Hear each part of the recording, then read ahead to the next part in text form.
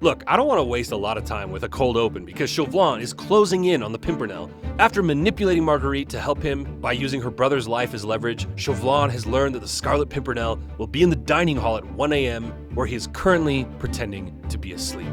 But before we dive back in, I'm going to plug my own work here real quick. Did you know that there's a Substack where I write about the philosophy that I'm creating called PROTAGONISM, where I analyze the rules of good storytelling and find the parallels between a good character and living a good life?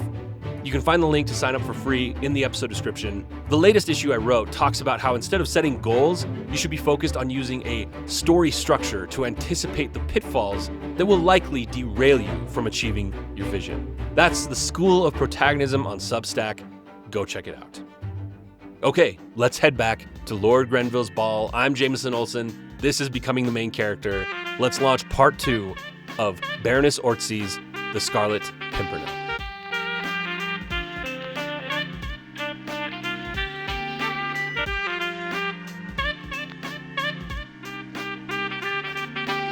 We're back at the ball, where Chauvelin is lying in wait, a snoring Percy is the only other person in the room, and Marguerite is anxiously waiting in the ballroom, staring at the entryway to see who else goes in. Sometime later, Marguerite was still standing at one end of the increasingly empty ballroom, watching the door across the way that led to the dining hall. She didn't know what to expect. Would there be violence? Would she see men she knew go into the room? There were multiple doors, so this was no guarantee she would even see them. She liked to imagine that if she were in the room herself, even if there were multiple men, her discernment would enable her to know exactly which man was the fearless leader of the League. This high-soaring eagle she was finding herself more and more in love with the idea of. She felt sorry for him, to be honest, knowing that just like the Marquis de Saint-Cyr, it would be her words that would condemn him to death. No, don't think like that, she told herself. Just think of Armand. That's what justified all of this. She was ripped from her thoughts as she noticed the same cabinet minister who she had sent to find Percy as a wild goose chase walking towards her. He said he had eventually found Lord Blakeney fast asleep in the supper room. He had had to shake him quite a bit to rouse him. The minister asked her to dance, but she said she was too tired and thanked him for his time, politely dismissing him. She found herself simultaneously hoping that the Pimpernel had been warned by Andrew or some other, and also fearing what that would mean for Armand. What an awful position she was in. She feared what would happen if Chauvelin came back empty-handed. Would he think she'd lied to him? What would that mean for her brother? Her host, Lord Grenville, came and told her that her coach was ready and that Percy was already waiting down below. She thanked him and slowly began making her way to the exit, when Chauvelin appeared out of thin air with a curious look on his face, almost amused. She worked her way to him and stated that her coach was waiting and asked if he wouldn't mind accompanying her to the door. He offered his arm and they walked together. "I must know what happened," she whispered. "What has happened?" he asked teasingly. "Where? When?" "You know what I mean. Don't torture me, sir. I have helped you tonight. I have the right to know if my efforts have proved useful." "I'm afraid nothing happened, my lady. The hour came and went with me sleeping in the corner on one sofa and the good Sir Percy Blakeney in the other. No one came in at all?" "Not a soul." "So we failed." Perhaps." "But Armand—" "Ah, yes," he said condescendingly. "Armand Saint-Just's chances hang by a thread, I fear. Pray heaven, dear lady, that the thread won't snap." "But I worked for you, sincerely," she whispered desperately. "I remember my promise still. When the Scarlet Pimpernel is caught on French soil, your brother goes free." "So his blood is on my hands?" she asked. "It's either his blood or your brother's," Chauvelin said. "Let us both hope the Pimpernel is indeed headed to Calais tomorrow, where I may intercept him." "I am only conscious of one hope, citoyen." "And that is?"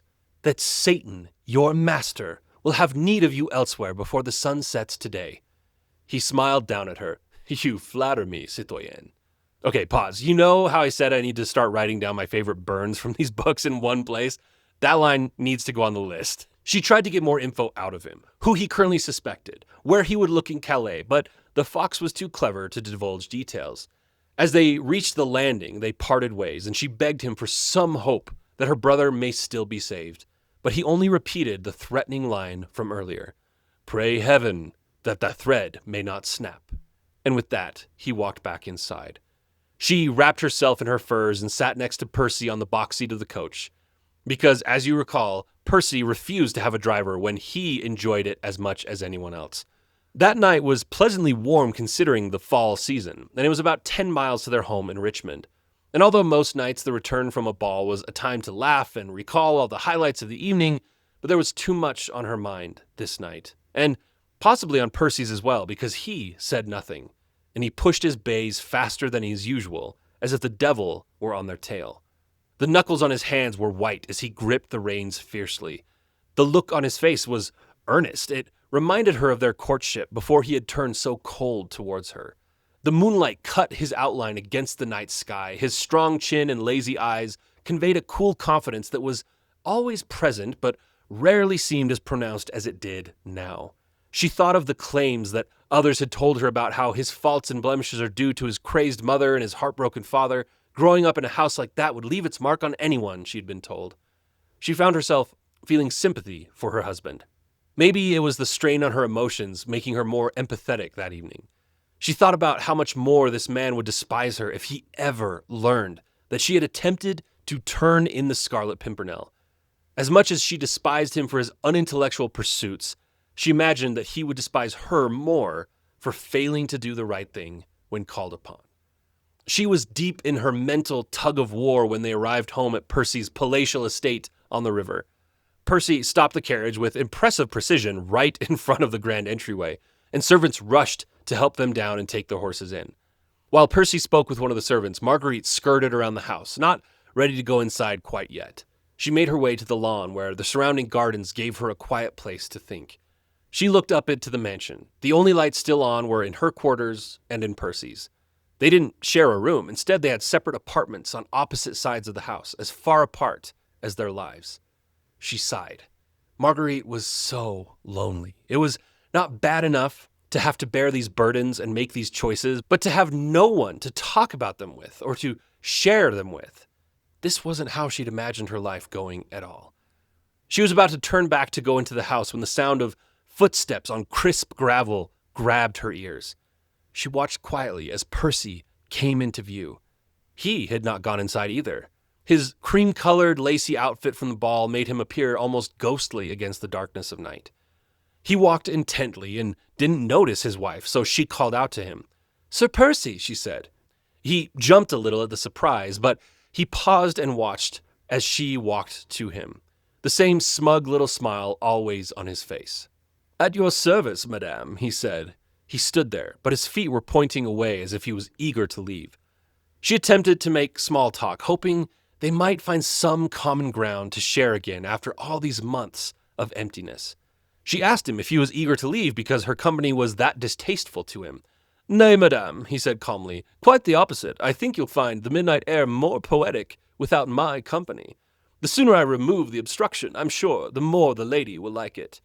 He turned as if to go, but in desperation for human connection, she kept going. "You mistake me, sir," she said, taking another step towards him.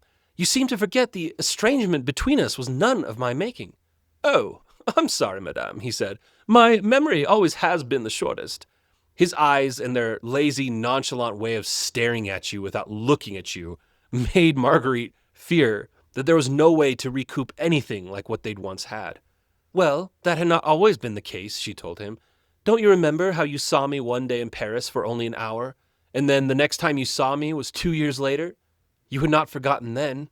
She was undeniably pretty, standing in the dark, with the moon illuminating her eager smile.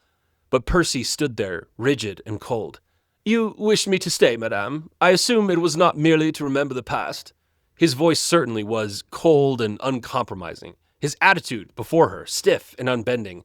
Womanly decorum would have suggested Marguerite should return coldness for coldness, and should sweep past him without another word, only with a curt nod of the head.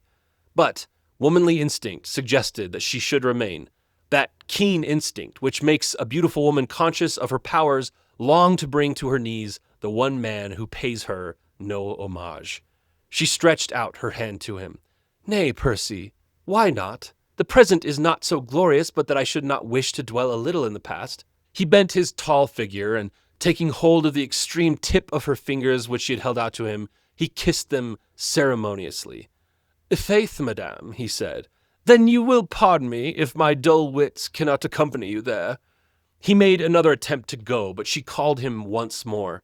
He turned back, anxious, but not showing any impatience. Your servant, madame, he said. Is it possible for love to die? She asked bluntly. There was a time when I thought your love for me would outlast even death. Does none of that love remain, Percy? His large frame stiffened even more at this question. His mouth hardened as if seeming to think for a moment. For what purpose? He asked. Excuse me, she said. 'Tis simple enough, really. I'm asking you, since my slow wits cannot grasp your reasoning on my own, if the cause of this mood of yours is because you wish for me again to be as adoring and obedient to you as I was a year ago at this time. Do you wish to have me play the lovesick puppy once more, so you may have the pleasure of kicking me aside like some troublesome lapdog? The words hurt, but it was the first time she had gotten any emotion out of him in ages. Can we not bury the past, she begged. Oh, I'm sorry, madame, but I thought you wished to dwell in it. No, Percy, I merely spoke of it. I only recalled a time when you loved me still, and, maybe we were rash to get married so quickly. I had hoped your great love for me would instill an equal love for you, but... She trailed off. The moon had hidden itself behind clouds, leaving them in darkness. Percy could only see her outline now. He broke the silence. It was not 24 hours after our marriage, madame, that the Marquis de Saint-Cyr and his entire family were stung by the guillotine, and the rumors reached me almost immediately that it was the wife of Sir Percy Blakeney who had sent them there. But I told you the truth of the matter, she said, voice quavering, but not until I heard the end result in gruesome detail from others. And you would believe them at their word while not giving any bearing to the word of the woman you professed that you worshipped? You know me. You think I could do something as base as those rumors made me out to do? A vengeful revolutionary who didn't care for the lives of children? I know you think I should have told you before, and maybe you're right, but my pride wouldn't let me. I was too busy still trying to reverse the damage I had done, but no voice of reason can sway the Committee of Public Safety from their designs. And so it seems that same day, our love also perished under the guillotine.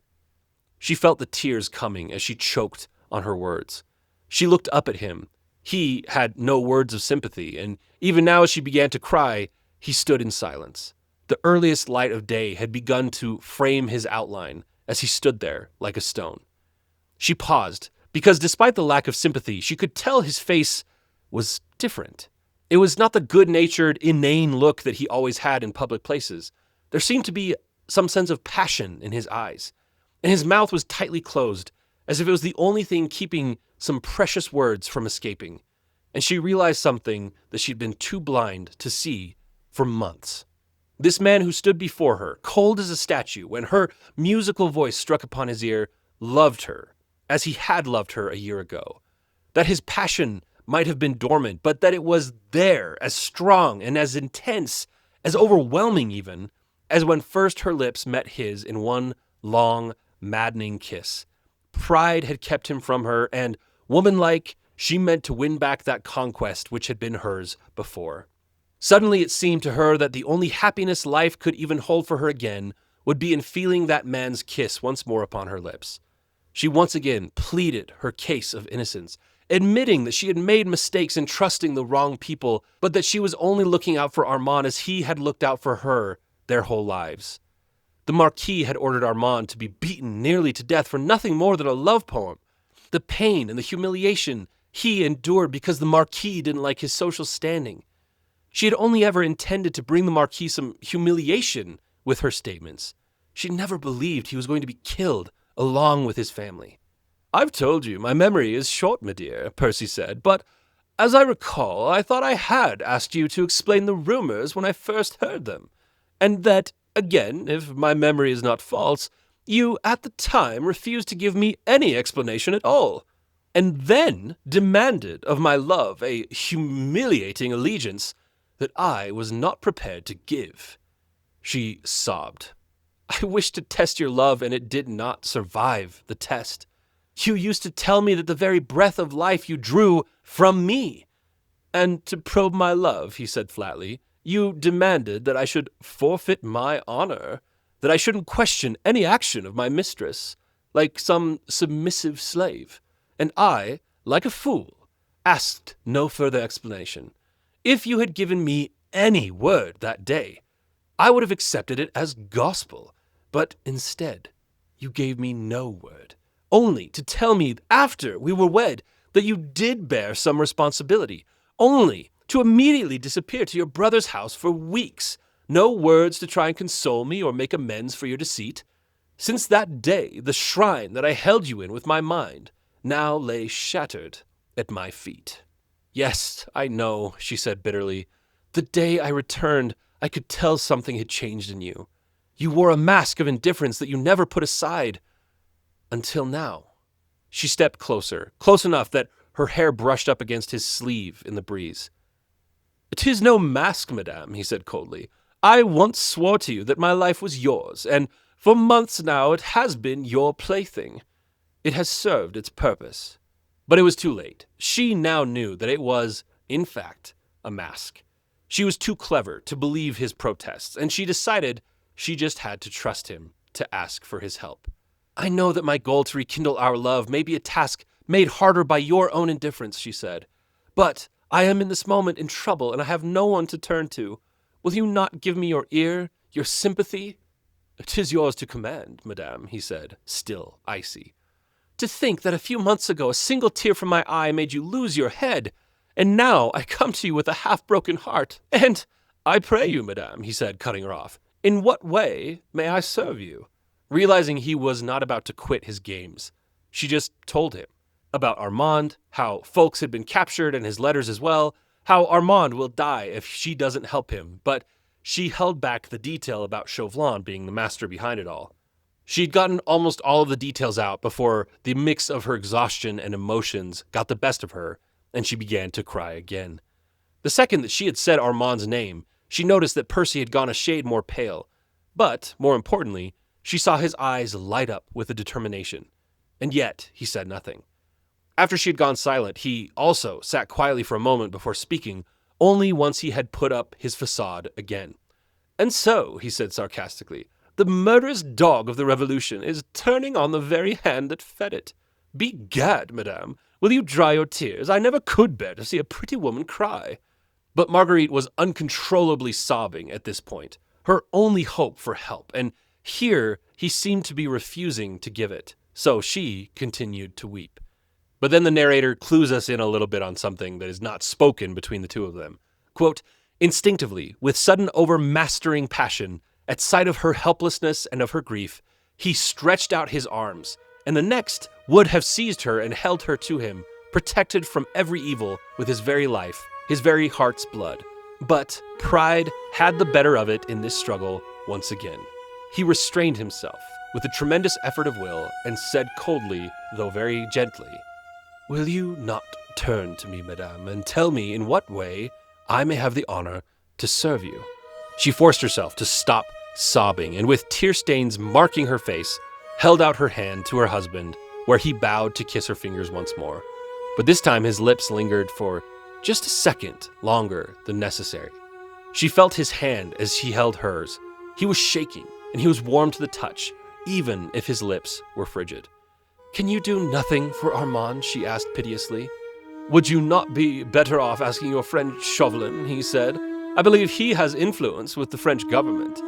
'I cannot,' she said, sputtering, before deciding to come fully clean. 'He is the one who put the price on Armand's head.' She could not bring herself to tell Percy about her involvement in that night's events, not now when she just dared to hope that he still might love her. But she couldn't keep herself from naming Chauvelin as the villain. After she stood silently for some seconds, Percy sighed and told her to not speak of this if it distresses her, but that she should not fear. He pledges his word that Armand will be safe. 'Now, may I have your permission to go? The hour is late,' and she cut him off. 'Will you at least accept my gratitude?' she asked as she stepped closer to him. With a quick, almost involuntary effort, he would have taken her then in his arms, for her eyes were swimming in tears, which he longed to kiss away. But she had lured him once, just like this, then cast him aside like an ill-fitting glove. He thought this was a mood, a caprice, and he was too proud to lend himself to it once again. "It is too soon, madame," he said quietly. "I have done nothing as yet. The hour is late, and you must be fatigued. Your women will be waiting for you upstairs." He stepped aside, letting her pass him as she walked up into the house. His pride and her beauty had been in direct conflict, and his pride had remained the conqueror. As she walked into the house, she questioned if she might have been wrong about the signs she was picking up on. Maybe that hadn't been a burning love in his eyes. Maybe he truly didn't care about her anymore. She paused at the threshold, letting herself hope one last time that he would reach out for her, that she would hear her name in his voice, but he hadn't moved. He stood with his back to her, massive and still, every line of him refusing her. She felt the tears come and would not give him that satisfaction. So she turned and went inside, taking the stairs quickly, not looking back.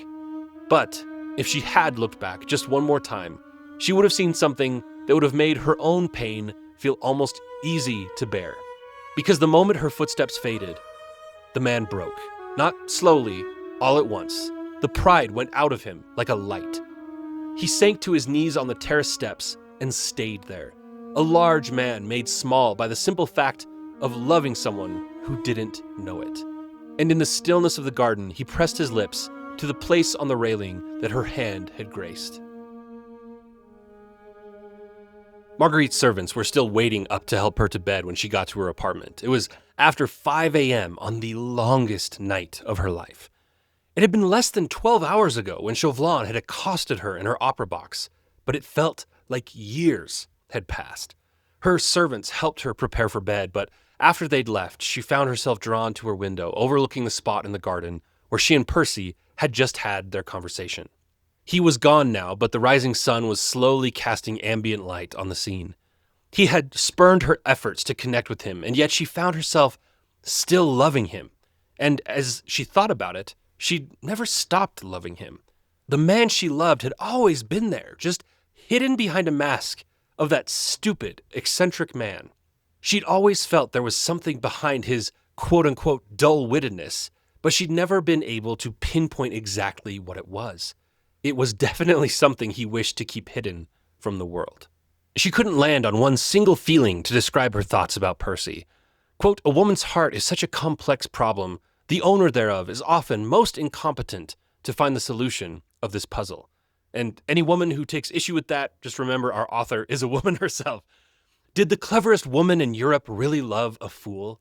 Just then, she heard a soft swishing sound across the room, and she looked and saw that a note had been slipped under her door. She tiptoed over to pick it up and saw it was Percy's handwriting. She opened the note curiously and read, "A most unforeseen circumstance forces me to leave you for the north immediately. So I beg your ladyship's pardon if I do not avail myself of the honor of bidding you goodbye. My business may keep me employed for about a week, so I shall not have the privilege of being present at your ladyship's water party on Wednesday. I remain your ladyship's most humble and most obedient servant, Percy Blakeney." Maybe she was just tired, or maybe Percy's stupidity was rubbing off on her, but she had to read the note several times to fully comprehend what was happening. She ran down the stairs, threw open the front door, and found a groomsman waiting there with Sultan, Percy's favorite riding horse, saddled and ready for departure. Just then, Percy himself came around the corner, and he stopped in his tracks at the sight of his wife. "Where are you going?" she demanded to know. "As I said in my note, I must go north at once. But we have a party tomorrow. You have always been the better hostess. Give my excuses to His Royal Highness, will you? Surely you don't have to leave now. As I had the honor of telling you in my note, the matter is most urgent. I must go now. I crave your permission to go. Can I do anything for you in town on my way back? When will you be back? Very soon. By the end of the week? I cannot say for certain." His feet were fidgeting, eager to wrap up this conversation. "Percy," she said with a hurt look on her face, "will you not tell me where you're going? I know you have not been called away up north. There were no letters for you when we returned home, and no courier has arrived since we got back. There is some mystery to this, and I wish you would tell me." Percy braced himself, deciding what to say. "My business has to do with Armand. There, now, may I have your leave?" "With Armand? Will you run into any danger?" "Danger! Perish the thought.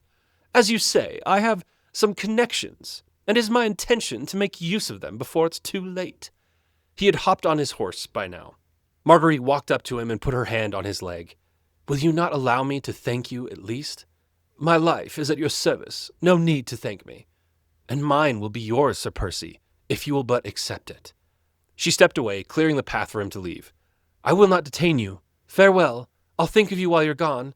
He bowed low to kiss her extended hand, and then with a kick, he was off. She paced for some time, worried for both her brother and her husband, but she started to think that she may never sleep again. And, as is always the case when someone starts to think that, within 20 minutes, she was passed out on her bed as the sun rose in the sky.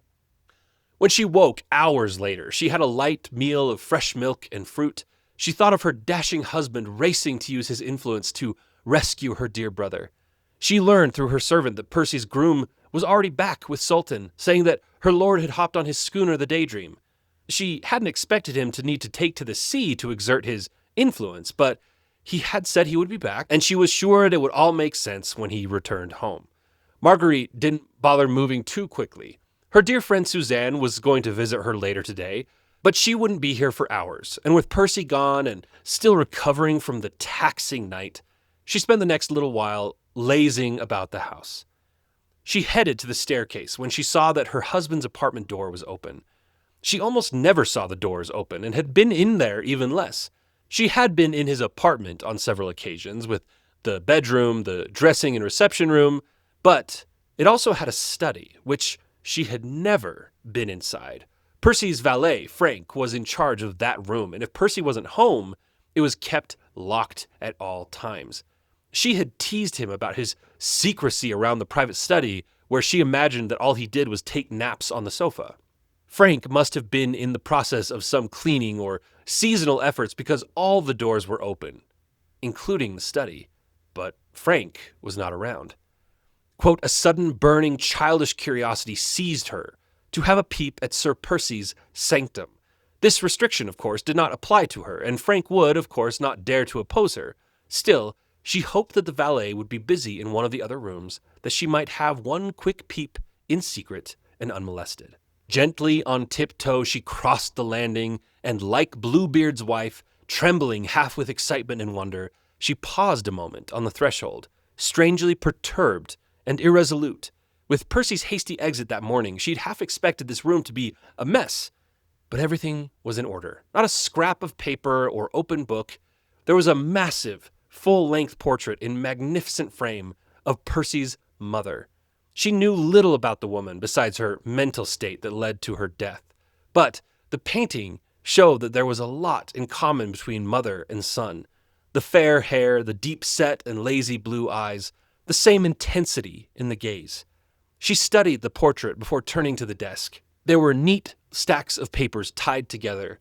Knowing he was a lord with many business ventures, she realized suddenly that he must spend time managing his affairs, but it was a strange thought to picture him and his lack of intellect making important business decisions, even at a desk as prestigious as this one. But realizing that this must be the case only strengthened her resolve that there was more to him behind the mask. Marguerite wondered again, why should he take all this trouble? Why should he, who was obviously a serious, earnest man, wish to appear before his fellow men as an empty-headed nincompoop?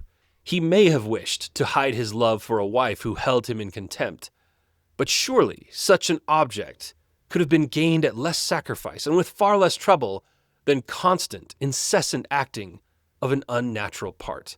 Other than the portrait, the only wall decorations were a couple maps, both of regions of France. Why should he be so interested in France, she thought.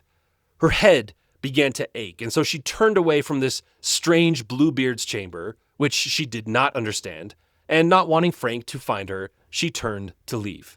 As she did so, her foot knocked against a small object, which had apparently been lying close to the desk, on the carpet, and which now went rolling right across the room. She stooped to pick it up. It was a solid gold ring with a flat shield, on which was engraved a small device. Marguerite turned it over in her fingers, and then studied the engraving on the shield. It represented a small star-shaped flower, a shape that she had seen so distinctly twice before, once at the opera and once at Lord Grenville's ball. Dun dun dun! Big stuff's happening, but before we keep going, did you catch the 2 times that I mentioned Bluebeard during that part? I left them in there because they are a very specific reference, which is not only very helpful in defining what Marguerite was feeling being in his study uninvited, but it's actually referencing one of the most famous French fairy tales that you've probably never heard of. This comes from Perrault, the same man who gave us Cinderella, Sleeping Beauty, Puss in Boots, and more. But putting it briefly, the story of Bluebeard is about a rich nobleman who had been married several times before and widowed just as many times. No one knew what had happened to his past wives. He wins the heart of another young woman and marries her. Shortly after their wedding, he says he must go away and that the house is hers to live in, but do not go in the closet at the end of the hall. He hands her a set of keys as he says this, and he leaves. And of course, it's not long before her curiosity got the best of her, and she began trying the keys to that closet door until one triggered the lock. She opens the door, and to her horror, the floor is stained with blood, and the bodies of his past wives hang from the walls. She tries to hide her act, but the key was enchanted, and now that she had used it, it was also stained with blood. When Bluebeard comes home, he sees the key, knows exactly what she's done, and condemns her to death. It does have a happy ending where her brothers end up arriving in time and kill Bluebeard, meaning that she's inherited everything, yada, yada, yada. But gee, I wonder why Disney hasn't adapted this one, huh? Although it's probably a matter of time before we do get some weird modern horror adaptation of it. So knowing those details just enriches your understanding of what Marguerite was feeling when she said she felt like Bluebeard's wife going into the private study. And of course, I had to share it because of my love of fairy tales and folklore. But, of course, the key difference is whereas Bluebeard's wife entered to discover he was a serial killer, Marguerite entered to discover her husband is maybe the hero? I don't know. I guess we'll just have to keep going. At what particular moment the strange doubt first crept into Marguerite's mind, she could not herself afterwards remember. With the ring tightly clutched in her hand, she had run out of the room, down the stairs, and out into the garden where, in complete seclusion, alone with the flowers and the river and the birds, she could look again at the ring and study that device more closely. There, on the plain gold shield, was the engraving of the star-shaped flower, clear as day. No, she thought to herself, this is a dream. My nerves are just overworked from the last 24 hours. Besides, everyone in London was obsessed with the Pimpernel these days. Percy was just leading the fashion trends as usual. There's no way that her dandy of a husband, with his fine clothes and lazy mannerisms, shared a connection with the daring plotter who rescued French victims beneath the noses of the bloodthirsty revolution? Her mind was swimming with points and counterpoints that left her breathless. But before she could catch her breath, Suzanne arrived, prancing through the garden out to greet her friend. Marguerite had wrapped the ring in her kerchief and clenched her hand around it, trying to act natural in front of her young friend. On the surface, she was having just girl talk with her friend Suzanne, talking about the young woman's budding relationship with Andrew Ffoulkes. But before long, Marguerite was lost in thought again, trying to trace what she knew with what she suspected but couldn't believe. She thought of Chauvelin. She hadn't heard anything from him since the ball, and she knew that he was heading back to France that day, but then something dark struck at her heart. A terrible thought that frightened her more than anything had before. That night when Chauvelin had come back from the supper room, he had said he had found nothing, but she remembered how wicked his face had been as he said his goodbyes. Had he actually made the connection himself? Had he seen through the roofs of the rich and overfed nobleman taking a nap for what she now saw it to be, a way for the Scarlet Pimpernel to mask his true purpose of being in that room? Marguerite was staring off with a stricken look on her face when Suzanne tapped her on the shoulder, saying that she wasn't listening and asked if something was wrong. Marguerite asked what the latest news was about Suzanne's father in an effort to get her talking again. The girl beamed, saying that Lord Hastings had come by that morning to tell them that the Scarlet Pimpernel himself was crossing the Channel to Calais that very day to bring him back. They had been told he would be with them in less than 4 days. And that was the blow that seemed to make the truth undeniable. Percy. Percy? Her husband? The Scarlet Pimpernel? Oh, how could she have been so blind? She understood it now, all at once. The part he had played, the mask that he wore in order to throw dust in everyone's eyes, and all for sheer sport and devilry, of course, saving men, women, and children from death as other men destroy and kill animals for excitement. The love of the thing. The idle rich man wanted some aim in his life. He and the few young bucks he enrolled under his banner had amused themselves for months in risking their lives for the sake of an innocent few. Maybe he had meant to tell her when they were first married, but then the story of the Marquis de Saint-Cyr had come to his ears, and he had suddenly turned from her, thinking, no doubt, that she might someday betray him and his comrades, who had sworn to follow him, and so he had tricked her, as he tricked all others. While hundreds now owed their lives to him, and many families owed him both life and happiness. Had he guessed at her secret then? Was his pain and coldness that night in the garden been because he knew she had sold out the Scarlet Pimpernel for her brother? No gods would allow such a horrible trick to be played. Suzanne stopped again, seeing clearly that her friend was not paying attention. She said she could tell that Marguerite needed to be alone and that she would leave her in peace. They said a hasty goodbye, and Suzanne sadly walked back to the mansion. But before the girl had even disappeared from view, a groom came running down the steps to Marguerite with a letter in his hand. He handed the note to her, saying it had just been delivered by a runner.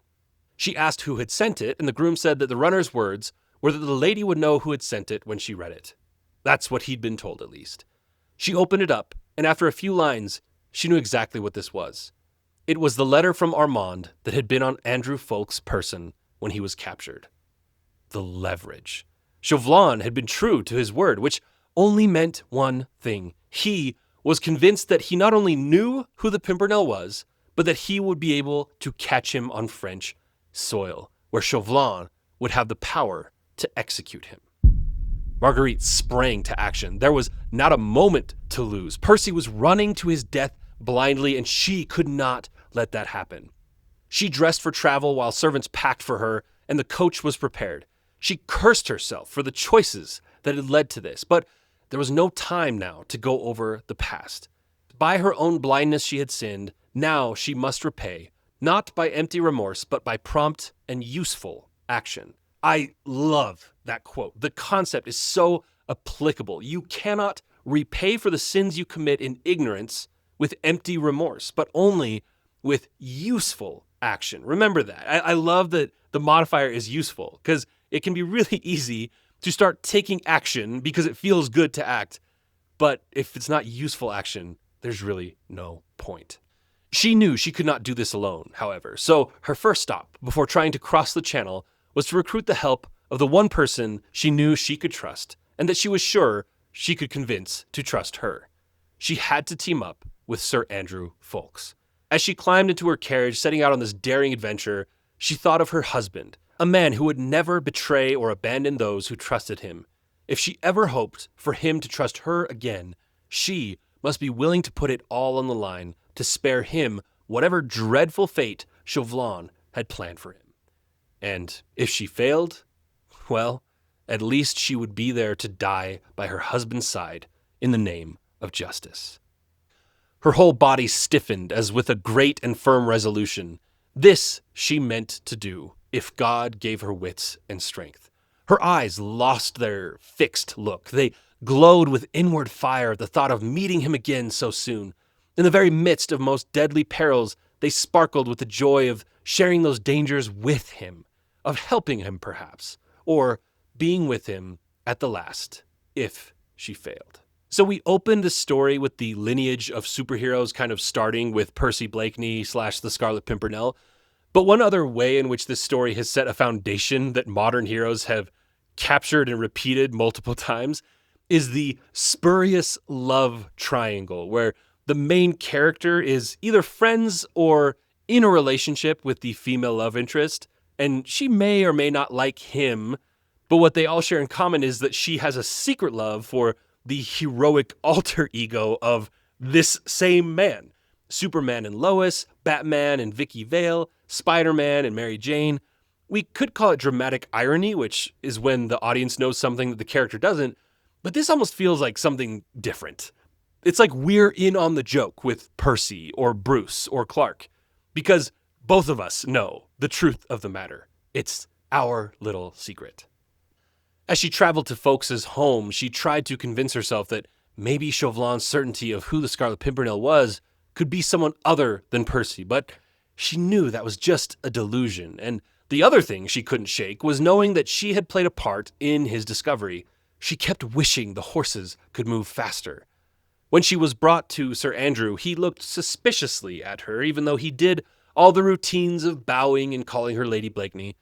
"I have no desire to waste time, Sir Andrew," she said, and immediately told him that her husband, the Scarlet Pimpernel, was in deadly peril.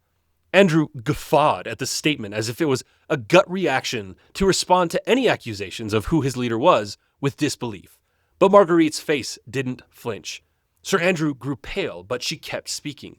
She then recounted the entire situation, telling how she knew that he had been captured by French agents, how Chauvelin had figured out Percy's identity, and how she had also pieced together her husband's pseudonym when she found the ring. She ended with the explanation that Chauvelin was chasing Percy down in France, where not even the King of England could save him. Andrew looked dumbfounded while he processed the information, even saying several times that he didn't understand. So she re-emphasized. Percy will arrive in France unaware that he is being tailed and will unwittingly lead Chauvelin straight to the Comte de Tournai, which will be a death sentence for them both. Andrew still seemed suspicious, as if maybe this was actually a plot of the French and Marguerite was their agent. "What can't you understand?" she asked desperately. "There's just one more thing," he said. "How did Chauvelin know the Pimpernel would be in the supper hall last night?" "Because of me," she said, standing stoic and firm. She knew she would have to admit to her part in deceiving this young lord at the ball when she read the note. She could only hope her earnestness would convince him of her honesty. "My husband, your friend, is in peril. In God's name, we must not waste time." What an awkward position Lord Fawkes was in. On the one hand, he had taken a vow to never, even on the pain of death, reveal or acknowledge the Pimpernel's identity. And on the other hand, here was a close loved one of that very man claiming she knows who he is and that he is in need of help. After a pause, he admits he is perplexed completely and struggles to know which way his duty lies. But at the risk of her being true and his lack of belief being the reason the League's leader might be killed, he chooses to believe her and asks her what he can do to help. She says she will strive to save her husband, and Fawkes warns her that it will be very risky to do this thing. "Oh, I hope there are risks," she said. "I hope there are dangers too. I have so much to atone for." But then she points out that she is less at risk than any of the League members because Chauvelin is watching every lord in the English court at this point, but she can move around more freely. She says she heads now for the Fisherman's Rest and asks him to meet her there disguised as a lackey. They will cross the channel under cover of night. "It will be a race between me and Chauvelin. The prize, the life of the Scarlet Pimpernel." Andrew kissed her hand and walked her to her coach. As she raced to the Fisherman's Rest once more, she prayed that God would be merciful, that he would not let such a noble and brave man be killed through the hand of the woman who loved him. And the next pages tell of her arriving at the inn, Mr. Jellyband and his daughter taking great care of her, but of the man's raised eyebrows when Lord Andrew arrives dressed as a manservant. The innkeeper knew it was not his place to report any improprieties of the higher born, but he didn't have to look at what he seemed to believe was an affair as right. Little did he know. Sir Andrew went to the docks to pay for their passage to France, but he came back with bad news. A storm was on its way in. No one would be crossing the channel tonight. The only good news is that meant Chauvelin would be stuck somewhere in England as well. So after paying the innkeeper a handsome sum for a bottle of wine and some privacy, Marguerite and Andrew spent the night talking of Sir Percy. The firelight glowed in Andrew's eyes as the Pimpernel's disciple spoke of the daring escapes, the ingenious disguises, and the masterful planning that his great leader had employed to save the lives of many French nobles. She laughed and smiled at the different accounts of her husband dressed as a French soldier, an undertaker, an old hag, and other disguises. How had a man well over 6 foot been able to convince anyone he was an old woman? But as the fire dimmed, Her thoughts grew sullen again. Where was Percy? Had he made it across before the storm? Was he safe from Chauvelin for at least tonight? She and Andrew decided they should try to get a few hours sleep before the next day. He promised her that he would check at the docks before the sun was up so that they could charter the first boat to France. Quote, the weariest nights, the longest days, sooner or later, must perforce come to an end. She barely slept and woke early out of anxiety and wild excitement. The only other person awake in the inn was Folks, who had gone to the docks half an hour earlier to discover that the storm was still too strong. So the two of them waited impatiently until the first sign of the storm letting up. But then they still couldn't depart because the tide was out and the wind had changed. Man, can you imagine living at a time when travel was actually dictated by weather? It feels so confining compared to the world we live in now. It was 5 p.m. by the time that Marguerite walked down to the pier, with a veil over her face to conceal her identity, and Sir Andrew Folks behind her, dressed like a servant. Once they were on the water, she began to hope again. Andrew had assured her that they were the first ship out of the harbor. The sun was setting behind them with the white cliffs of Cap Gris-Nez across the water in Calais. It glowed orange, inviting her to the greatest and most dangerous adventure of her life. It took several hours to cross the miles between England and France. They were slow, agonizing hours for the woman who had no idea if her husband was safe. But eventually, they arrived, and Sir Andrew immediately led her to the one place that was commonly used as a hideout or meeting place for members of the League, Le Chat Gris, a small, poorly kept inn on the outskirts of Calais. It was out of the way, and the innkeeper didn't ask questions of Englishmen as long as they had gold in their pockets. And by the way, Le Chat Gris just means the gray cat, if you're curious. When he knocked on the door of the inn, they heard oaths being sworn by somebody. After taking too long to respond, Andrew knocked once more. More oaths were thrown in their direction. But then when the door finally opened, Marguerite had to suppress her reaction. It was the most dilapidated and squalid room she had ever seen in her life. The wallpaper was peeling off. Most of the chairs had broken backs. A bundle of sticks served as an impromptu table leg where one had been broken off. On one of the walls, the battle cry of the Republic had been scratched with some sort of chalk. Liberté, égalité, fraternité.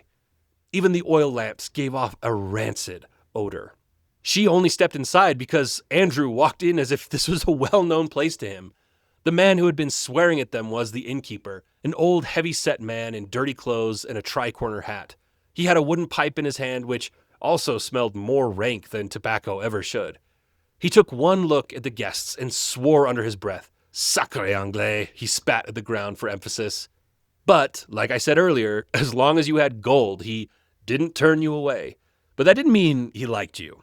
Andrew ordered a meal for them both. The only thing that smelled decent in this place was the giant pot that the innkeeper's wife was stirring over the fire. The entire scene appalled Marguerite. Percy and his friends had chosen to come here? Sir Andrew seemed almost eager and cheerful to show her around, like when you take your new girlfriend to the hometown bar for the first time. He had to beg her to eat, for the sake of keeping her strength up. Andrew asked the innkeeper, Brogard by name, if he had seen a friend of the lady's recently, a tall man who would have been on his way to Paris, perhaps. My lady hoped to have met him in Calais, he said. Marguerite kept her gaze away from the man in case her anxious eyes betrayed her. The innkeeper scratched his unkempt hair as he thought, Tall Englishman, today, well, yes. You've seen him today? Andrew asked in excitement.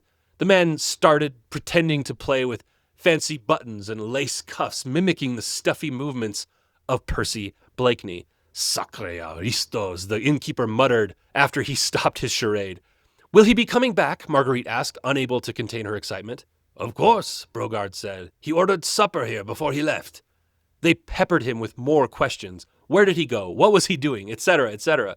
But Brogard decided that he was through with these sacré aristos and turned his back on them.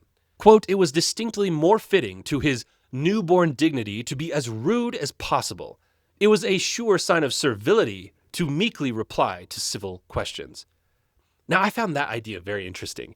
In a world where the ruling body no longer recognized the aristocracy, but you can bet that the aristos weren't likely to actually just magically treat commoners as equals, that naturally leads the former lower class to the conclusion that the best way to flex their new status is to be as rude as possible to the former ruling class, because that proves that they no longer have power over them. Just a very interesting power dynamic to think about. And with this parting assertion of his rights as a citizen and a free man to be as rude as he well pleased, Brogard shuffled out of the room, banging the door after him. Now, finding themselves alone, Andrew and Marguerite discuss this news. But Andrew insists they still whisper. "The walls have ears in France," he said. She expresses her excitement that they have a lead on Percy and Chauvelin hasn't even arrived in France, which is when Andrew confesses something. He had seen Chauvelin at the docks while he was chartering their ship. So although they were the first ones out of the harbor, the French citizen would not be far behind. He hadn't said anything yet because he didn't want to add to the stress that Marguerite was already facing.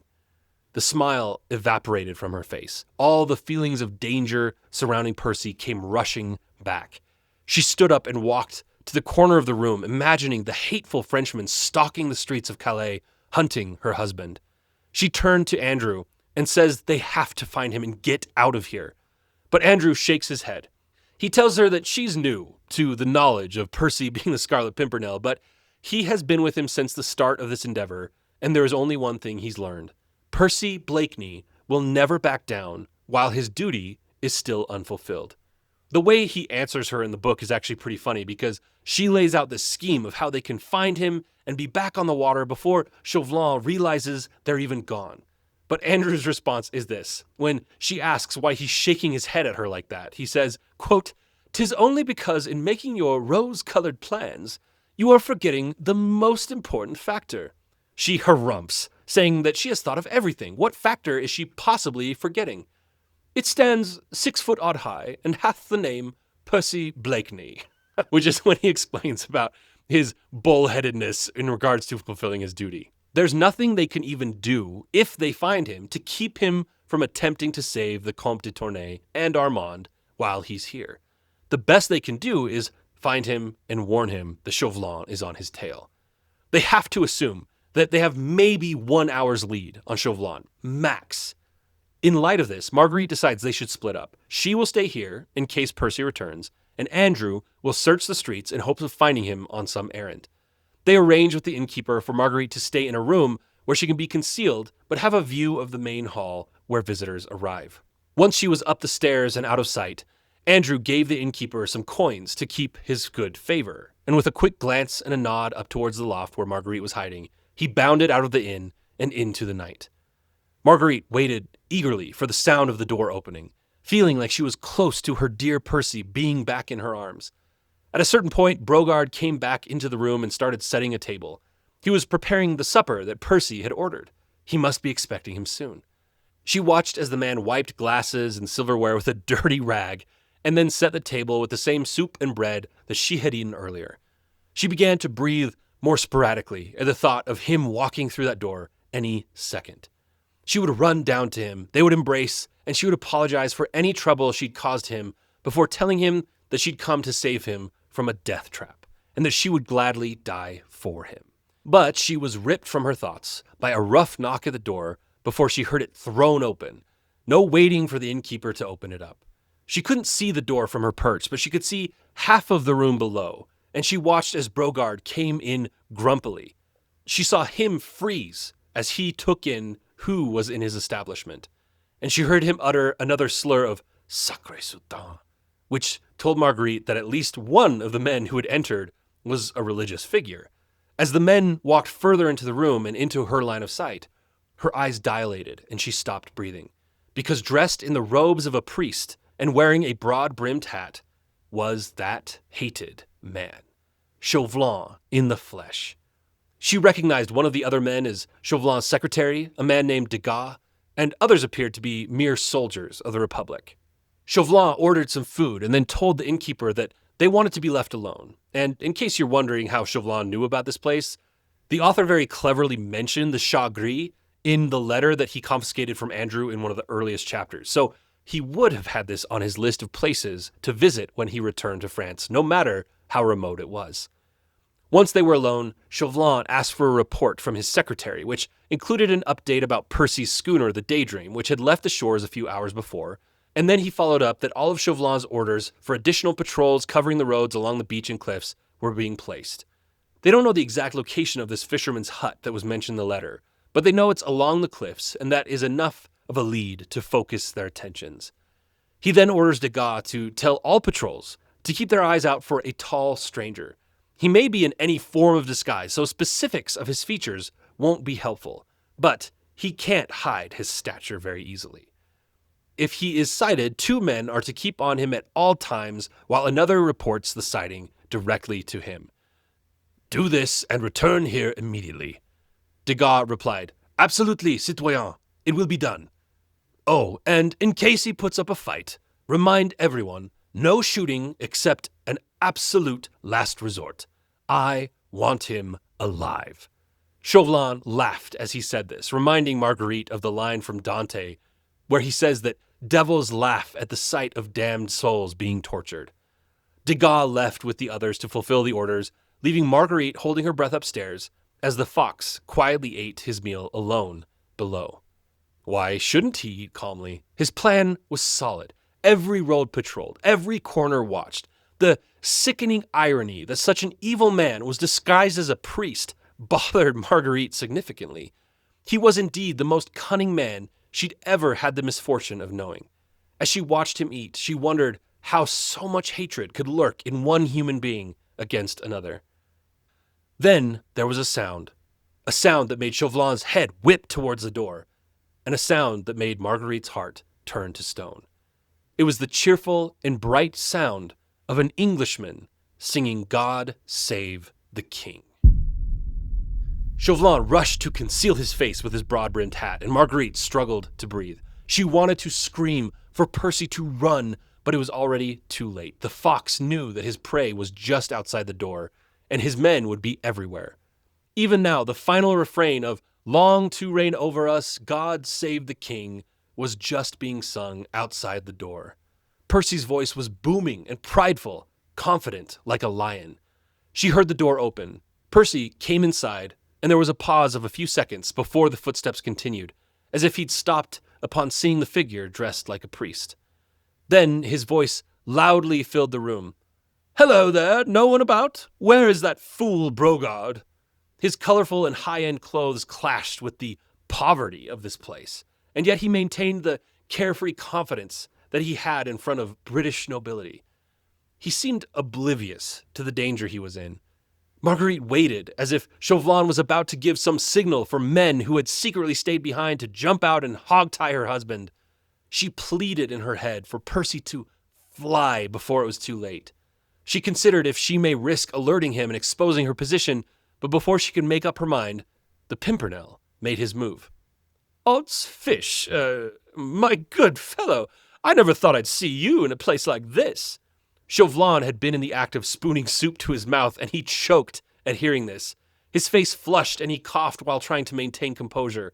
Percy's boldness had surprised him, and the fact that Chauvelin would play along for the time told both Marguerite and Percy that he had no soldiers in reserve here with him. But Marguerite knew Degas and his patrol would be back in a matter of minutes. The fact that Chauvelin didn't immediately cry out was evidence to Percy that he was alone, at least at present.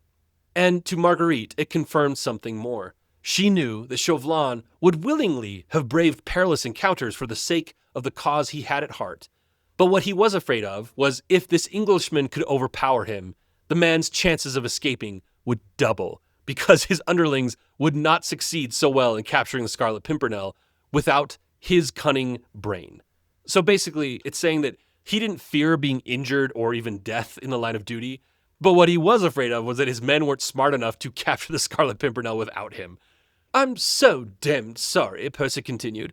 "I seem to have upset you, while eating soup no less. Nasty, awkward thing, soup. A friend of mine died once, choking on soup." He was smiling good-naturedly at Chauvelin, his mask fully intact. Chauvelin took a few moments more to finally gather himself. "I am indeed charmed to see you, Sir Percy. You must excuse me, but I was not mentally prepared to see you on this side of the channel."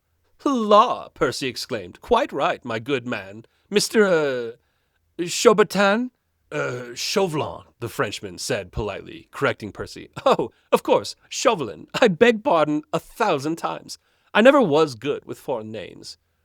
Why did Percy not knock out the lithe Frenchman while they were alone? She couldn't understand how both of these men, who knew what the other wanted, were both still pretending that nothing was going on. But the keen brain, which had planned and carried out so many daring plots, was too far-seeing to take unnecessary risks. This place, after all, might be infested with spies. Even the innkeeper might be in Chauvelin's pay. One call on Chauvelin's part might bring 20 men around Blakeney's ears, for all that he knew, and he might be caught and trapped before he could help, or at least warn, the fugitives. He would not risk this. He meant to help the others, to get them away safely, for he had pledged his word to them, and his word he would keep. And so while he ate and chatted, he thought and planned. While up in the loft, the poor anxious woman racked her brain as to what she should do, and endured agonies of longing to rush down to him, yet not daring to move for fear of upsetting his plans. Percy comments that he didn't know Chauvelin was a man of the Holy Order. Chauvelin stammered, not having a response prepared. "But la," Percy continued, "I'd have known you anywhere, even if your appearance is altered. I hope you don't mind me saying so. An awful habit of mine, always saying remarks." No, not at all," Chauvelin replied. "I hope Lady Blakeney is well," he said. There were frequent pauses between their spoken interactions, as if the two men were sizing each other up and only making conversation to try and keep the other from being suspicious. Marguerite watched Percy closely. This was the first time she'd been able to see him perform the role of the dullard while knowing secretly how clever of a man he was. And she saw it all. She saw the strength and energy that had led 19 other lords to pledge their lives to serve alongside him. Suddenly, his stupid comments seemed brilliant, and his lazy demeanor an act that rivaled even her skills on the stage. Chauvelin seemed more irritated the more the conversation continued. "Are you on your way to Paris, Sir Percy?" "Odds life, no," Percy exclaimed. "What an uncomfortable place that is these days. No, it's not business of mine what our government or yours are up to." He stood up and walked to the hearth as he commented that time won't go any faster by staring at your watch, acknowledging that ever since Percy had come through the door, Chauvelin had been checking his watch frequently, waiting for the return of his men. "You are expecting a friend, maybe?" Percy prodded. "I, a friend," Chauvelin hastily said to divert suspicion. "Not a lady, I trust," Percy joked as he pointed to the man's priest outfit. Percy then stared into the fire, seeming completely at ease, with no reason to leave Chauvelin, who was clearly biding time until reinforcements showed up. Why did Percy not see that he was in danger? Percy tried to talk to Chauvelin about inane topics, like the qualities of French women, but the bloodhound of the French Republic at this point was just staring at the door, counting the seconds. He didn't snap out of his gaze until Percy had walked back to the table where Chauvelin was sitting, holding out a snuff box, offering the man a pinch. He was making some comment about how the Jew he bought this from in Piccadilly had really outdone himself this go-around. Chauvelin, happy to indulge in his own vice if it helped him keep his prey in the trap, reached for a pinch of powder. Quote, "Only he who has ever by accident sniffed vigorously a dose of pepper can have the faintest conception of the hopeless condition in which such a sniff would reduce any human being." Chauvelin felt as if his head would burst. Sneeze after sneeze seemed nearly to choke him. He was blind, deaf, and dumb for the moment, and during that moment, Blakeney quietly, without the slightest haste, took up his hat, took some money out of his pocket, which he left on the table, then calmly stalked out of the room. Marguerite was in shock. Percy was gone, and Chauvelin was still having a sneezing fit when his men came bursting back in the door. She wished she had been able to speak with him, but at least he had gotten away, and quite cleverly, she must say. Chauvelin, still recovering, started asking if his men had seen the man. He had been here only minutes ago. Degas said there had been no sight of him, and Chauvelin started threatening their lives of everyone for not upholding their duty. This, of course, was in between occasional sneezes. Most of the men went out to search for Percy, but Degas and a couple soldiers stayed behind to share what they'd learned with Chauvelin. Reports that a tall Englishman had had a long conversation not an hour ago with a man named Reuben, something about renting the Jew's horse and cart, which were to be readied by 11 p.m. Well, it's already 11 p.m., Chauvelin snapped. Where is this Reuben? Just a few minutes from here, Degas said. Well, go fetch him. One of the soldiers was sent to find the man, and Chauvelin was finally recovered enough to start cleaning himself up. He regained his composure while Marguerite watched silently. 5 minutes later, the soldier returned with an older Jewish gentleman. Now, I'm not going to describe this man in as much detail as the book does. Let's just say that Baroness Orczy is bought into the idea of portraying Jews as dirty and greedy. But if I take out some of the more judgmental adjectives, he was an older man with red hair. He had the curls of the Hasidic coming down the front of his face, and he wore fairly worn clothing. Is this the man? Chauvelin asked impatiently. No, citoyen. Reuben could not be found, but this man knows him and says he heard the man's conversation with the Englishman. Chauvelin's attention went straight to the old man. Well, what do you have to tell me? Yes, the man said, taking an eager step towards Chauvelin, who shouted at him to stop and keep his distance. The man cowered before continuing. Reuben Goldstein is my neighbor, and initially, the Englishman was talking to me about hiring my horse and cart to go down along the Saint-Martin road tonight.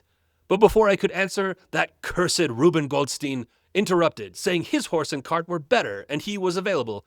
Better than mine? His horse is nothing but a half-starved nag. Chauvelin pressed him. What about the Englishman? Well, he accepted Reuben's offer before I could protest.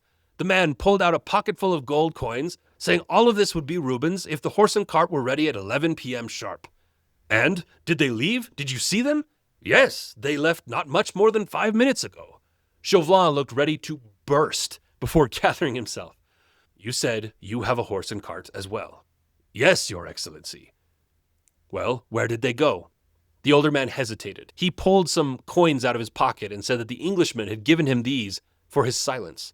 So Chauvelin reached into his own pocket and pulled out a larger sum of coins, asking if this was enough to loosen the man's tongue. I know where they went, he said. Then you must drive us there in your cart. Yes, Your Excellency. Chauvelin got closer than he had been, but still kept some distance between them, and he pointed his finger and menacingly told the man that if he is deceiving them about the Englishman's whereabouts, he'll have the man beaten within an inch of his life. The Jew nodded his head nervously. All of the men readied to leave, but Degas and Chauvelin had walked away from the others, standing close below Marguerite's hiding place, as Chauvelin slyly told his secretary that it is important to not kill the Pimpernel outright.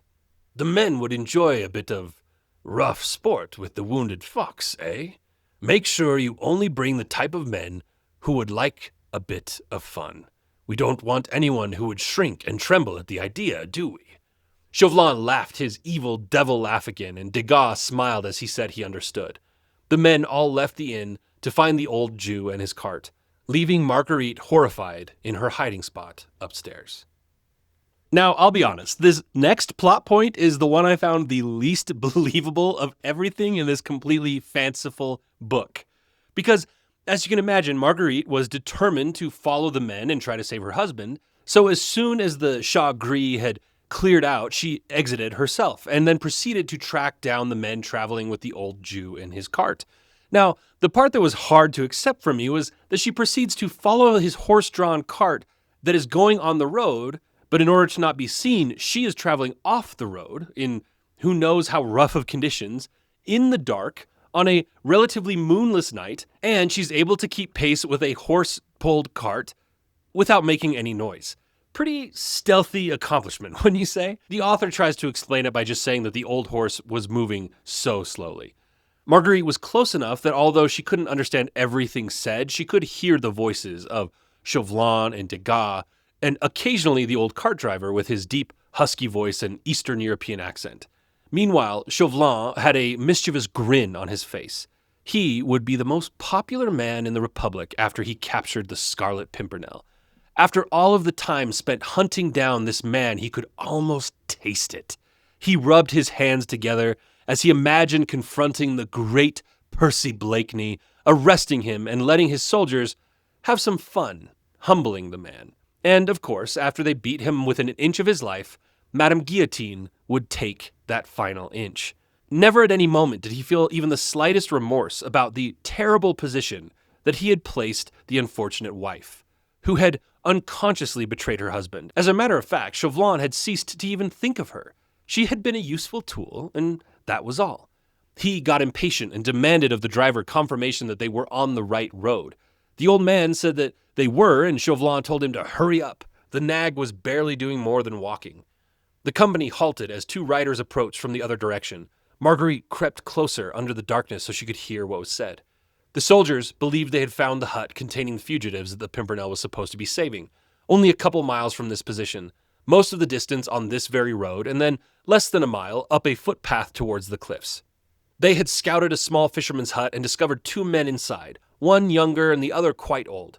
They spoke only in whispers, as if trying to maintain their secrecy. But the soldiers had overheard the older man asking the younger one if this was the right place. The younger man had said orders were to wait here. But, Chauvelin's men reported, there was no sign of the Scarlet Pimpernel. Chauvelin told them good work and to go back to the hut and wait for them to arrive. The cart began to move again, and Marguerite continued to follow on foot in the rough terrain. She seemed suddenly to have lost all faculty, even for suffering. Her heart, her nerves, her brain seemed to have become numb after all these hours of ceaseless anguish, culminating in this awful despair. She could not let her husband fall into the hands of this merciless enemy. She stumbled on through the darkness, desperately hoping to see her husband at least one more time, and hopefully to save him from the den of wolves. Her feet were sore and her knees shook under her from sheer bodily fatigue. For days now, she had lived in a wild turmoil of excitement. She had not had a quiet rest for 3 nights. Now she had walked on a slippery road for nearly 2 hours, and yet her determination never swerved for a moment. She would see her husband, tell him all, and, if he was ready to forgive the crime which she had committed in her blind ignorance, she would yet have been the happiest to die by his side. Eventually, they reached the footpath and diverted from the road. Chauvelin, Degas, and the others left the cart and prepared to make the last half-mile on foot. Marguerite watched from the shadows. Chauvelin was giving strict orders of how to proceed while they could still speak openly. You, who have crept up to the hut, will try to peep inside.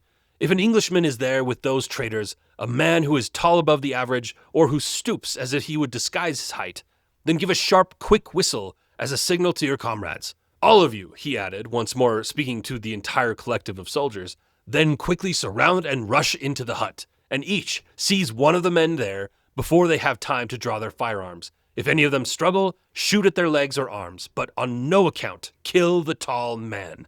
Do you understand? The men all nodded. Chauvelin continued.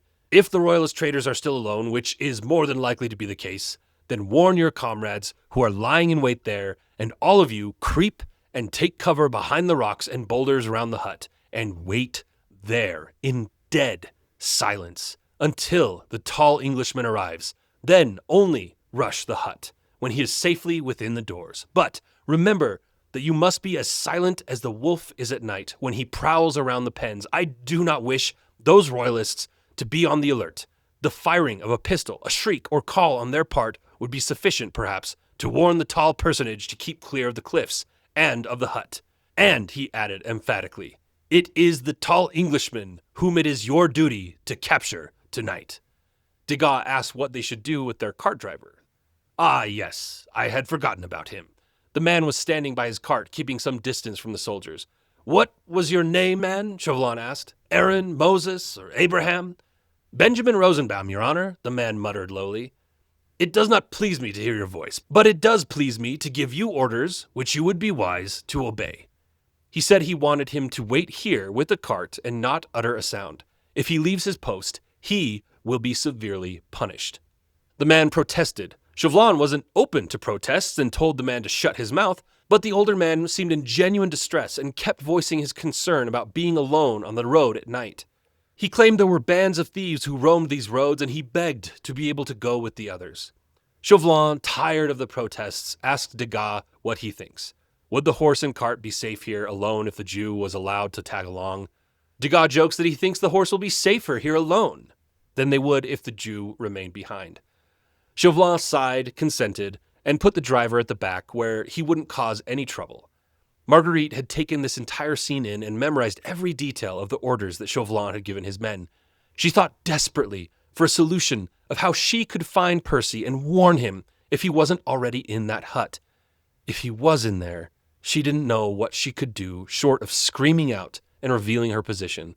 But she thought better. At this point, she still didn't even know where the hut was, or if she was even close enough to be heard.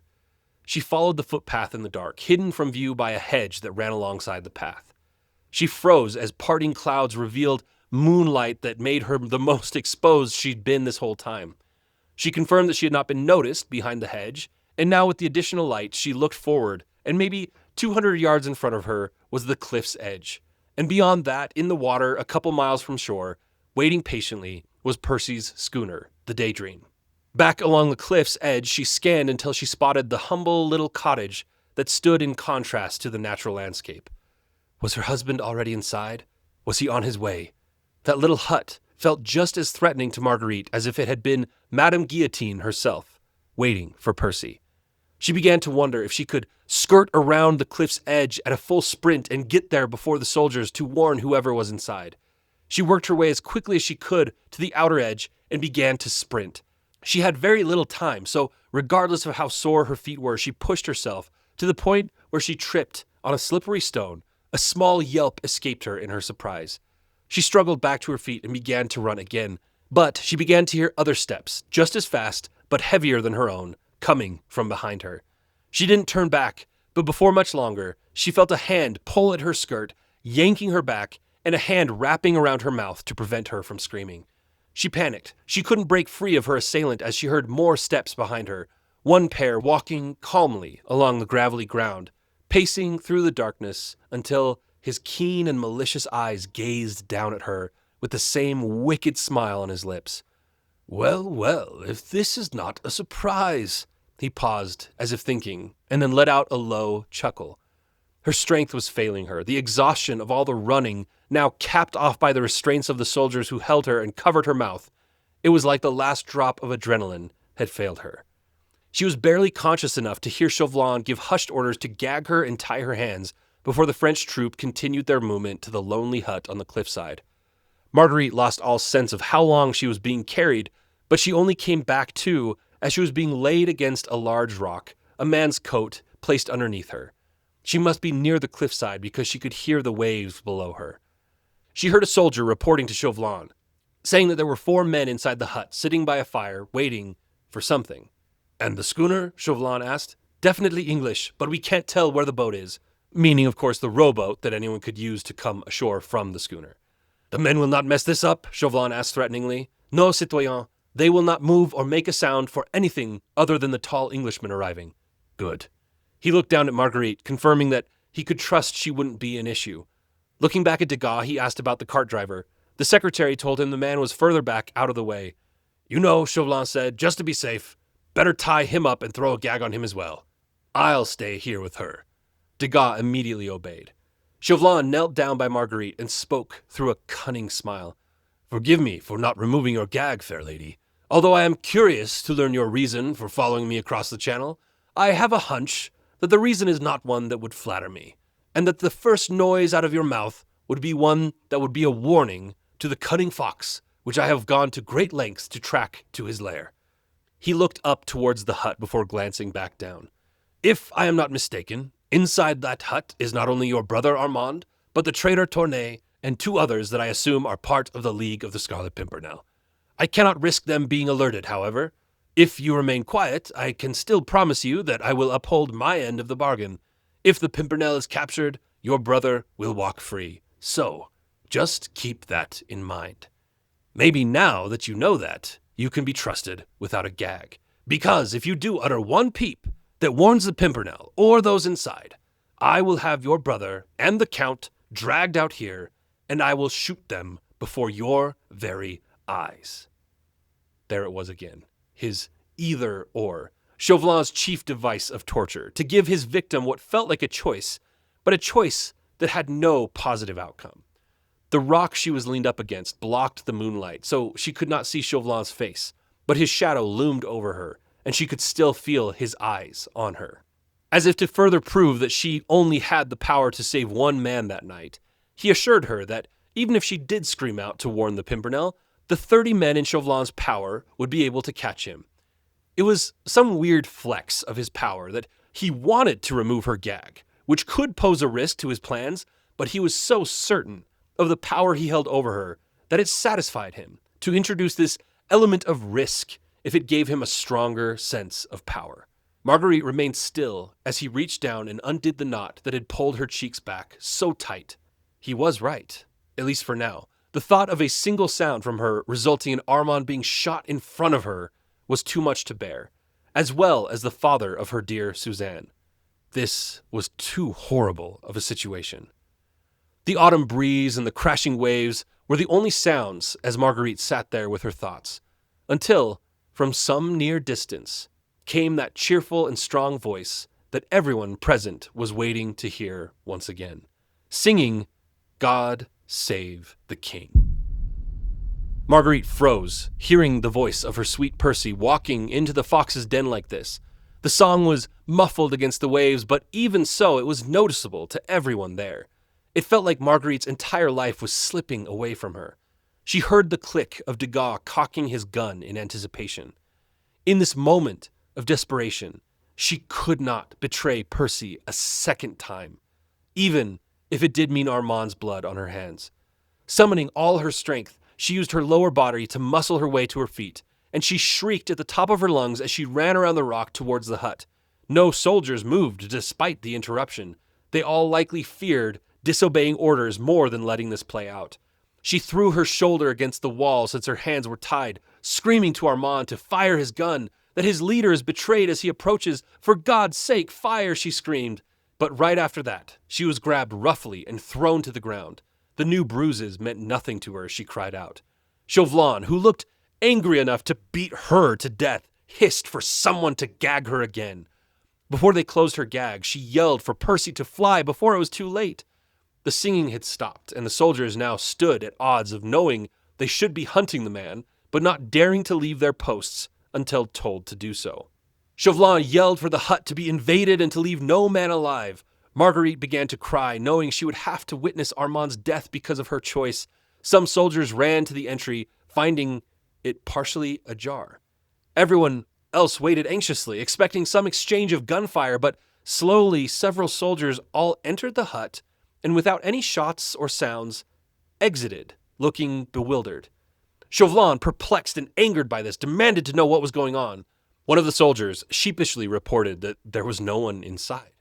Steam coming off of his head, Chauvelin ordered the soldiers to spread out and search in every direction. He turned on his heel, screaming at the sergeant in charge of these men. "You will pay with your lives for this blunder," he screamed. The sergeant, frightened for his life, reminded Chauvelin that the orders were to not move until the Englishman appeared, and to not make any sounds that might scare him off. "What are you saying, Sergeant?" Chauvelin sniveled. The sergeant had been dreading admitting to this, but he said that he had heard men creeping out of the hut not many minutes after they'd arrived, and well before the singing or the screaming. "You what?" Chauvelin screamed. Just then, distant gunshots were heard, distracting Chauvelin for only a moment. The soldier faithfully tried to explain that he could not follow the orders of not moving or warning the Englishmen, and also report the escape of the men inside the hut. So, as the soldier is trained to do, he followed orders explicitly over everything. These soldiers apparently knew Chauvelin's wrath was enough that they might be in threat of dying no matter what, but the only way to guarantee their death was to be the reason for the Pimpernel to know the trap had been set. Chauvelin stared daggers into the sergeant's face before taking a deep breath and realizing that regardless of his plan falling apart, the Pimpernel was still the most exposed and the closest to capture he'd ever been, and he began issuing more orders to sweep everything from here to the coast. He must not be allowed to make it to the schooner offshore. In the following minutes, the Daydream began to sail away, suggesting Armand and the others inside the hut had safely escaped. But it was too soon for the Pimpernel to have joined them as well. He had been heard singing far too recently for him to cover that distance. Marguerite, from her completely detained position, could only listen to the sounds of men in the distance yelling at each other, and Chauvelin's enraged pacing as he tried to piece together how to salvage this mission. By now, the soldiers had made their way back up from the beach to confirm the reports that the fugitives from the hut had escaped on a boat that had been waiting at an inlet below. It must have shoved offshore some minutes before the woman screamed. And there was no sign of the Pimpernel. Chauvelin breathed in heavily through his nose, containing his rage before he walked into the hut, ordering someone with a lantern to follow him. Once inside, he looked around. There were dying embers in the fireplace, overturned stools, and a small scrap of paper lying on the ground. Chauvelin ordered the sergeant to pick it up and read it. "It is almost illegible," the soldier said. "I said, read it," Chauvelin barked threateningly. The sergeant held the paper close to the lantern and slowly began to speak. "I cannot quite reach you without risking your lives and endangering the success of your rescue. When you receive this, wait 2 minutes, then creep out of the hut one by one, turn to your left sharply, and creep cautiously down the cliff. Keep to the left all the time till you reach the first rock, which you see jutting far out to sea. Behind it in the creek, the boat is on the lookout for you. Give a long, sharp whistle. She will come up. Get into her. My men will row you to the schooner and thence to England and safety. Once on board the Daydream, send the boat back for me. Tell my men that I shall be at the creek, which is in a direct line opposite the Chagris near Calais. They know it. I shall be there as soon as possible. They must wait for me, a safe distance out at sea, till they hear the usual signal. Do not delay, and obey these instructions implicitly." There at the bottom was the stupid little flower that Chauvelin hated so much. But the citoyen moved as soon as he heard the sentence, "I shall be at the creek, which is a direct line opposite the Chagris near Calais," and he began barking orders for soldiers to track down this creek that was mentioned and set up position immediately. There was once more a gleam of triumphant hatred on his face. In an instant, most of the soldiers were running after one of them who had said he knew the creek described in the note. Chauvelin then walked over to Marguerite's body, which was being pinned down by 2 men as if she had the strength left to put up a fight. "It is no use mounting guard over a woman who is half dead when you have already allowed 5 men who were very much alive to escape." The soldiers stood up obediently, looking frightened. He told them to find the footpath again so he could make his way to the cart once more. As if thinking about the cart reminded him of its driver, his next words were to ask where the Jew was now. "Close by, citoyen," Degas said, finally feeling like he had something positive to report. "I tied and gagged him just as you ordered." As if on cue, there was a moaning sound from the other side of the hut, and as Chauvelin walked around, he saw the descendant of Israel wriggling under his bindings. "Bring him here," Chauvelin ordered. He had the man's gag removed before reminding him of their bargain. "I said, take me to where I can find the Pimpernel, and I'll pay you handsomely. But if you failed to deliver on your promise, I would have to beat you hard enough to teach you to never lie again." "But I did not deceive your honor," the man protested. "And yet your end of the bargain has not been fulfilled," Chauvelin said coldly. "So I must fulfill my end." Turning to a pair of soldiers, he told them to use the buckle end of their belts to teach this man a lesson he would never forget. The men were quick to comply, removing their belts and swinging the buckle end mercilessly. Marguerite cringed at the sound of the man's wails. "Give him the best beating he's ever received," Chauvelin said over his shoulder, his back turned to the violence. "But don't kill him," he said, almost as an afterthought. Degas stood patiently by his leader's side, and Chauvelin said once the beating was finished, they would take the path down to the cart and go back to Calais, where the other soldiers should have captured the Pimpernel by then. "Leave the Jew and the woman here to look after each other this night. We can't be troubled with them just now." The howls of the cart driver continued to pierce the night air. A flicker of a smile appeared on Chauvelin's face, as if this man's pain was some weak form of fulfillment in return for having missed out on the Pimpernel. After a few minutes, the howls became silent, and the soldiers didn't dare push the beating any further. And, as the French Republicans began their journey down the path, Chauvelin once more knelt by the nearly unconscious Lady Blakeney for a calloused goodbye. "I much regret, fair lady," he said in cruelly smooth tones, "that I must leave you here for the moment. But I do not leave you alone. Our friend Benjamin over there will stay with you, although he may be a little worse for wear. At dawn, I'll send someone to collect you both. It may take a while, though." The only defiant act she still had the strength to do was to turn her head away so he couldn't see how defeated she was. "I must leave you now," Chauvelin said gloatingly as he stood up. Shall I see you at the Prince of Wales garden party? No? Ah, well, in that case, remember me to Sir Percy Blakeney, will you? And with a last ironic smile and bow, he once more kissed her hand and disappeared down the footpath in the wake of the soldiers and followed by his faithful servant Degas. Marguerite was dazed in the silence that followed Chauvelin's exit. She remembered her own actions, but in the noise and confusion that followed, and the fact that she was lying on the ground for most of it, she didn't know what had actually happened. Had Percy gotten away? Was Armand all right? She didn't know the truth of anything that had occurred in the last 15 minutes. Her pain was becoming more noticeable as she rolled over on her side. The sky was clearing up and the light of the stars mocked her helplessness. She was ready to accept defeat. When she heard the sound she would have least expected to hear in this place and at this time. Because you see, against the distant waves and the breeze rustling through the tall grass, what she heard was a good, solid, and absolutely British dem. She didn't trust her ears at first, and it was silent for a half-minute after that, but eventually she heard the voice again. Odds life, but I wish those demmed fellows had not hit quite so hard. Marguerite gasped for breath and smiled with relief as the voice continued. Dem, it said again in the most British-sounding voice possible. Zounds, but I'm as weak as a rat.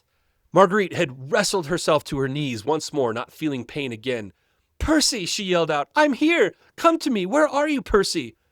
It's all very well calling me, my dear, but I sadly cannot come to you. Those demmed frog-eaters have trussed me up like a goose on a spit, and I am as weak as a mouse. I simply cannot get away. What? They'd tied him up, but they hadn't found the Pimpernel to the best of her recollection. What could this possibly mean? She stood up and slowly staggered her way towards the voice until she stopped at the sight. There he was, lying on his back, arms and legs bound tightly, in the dirty old outfit of the cart driver.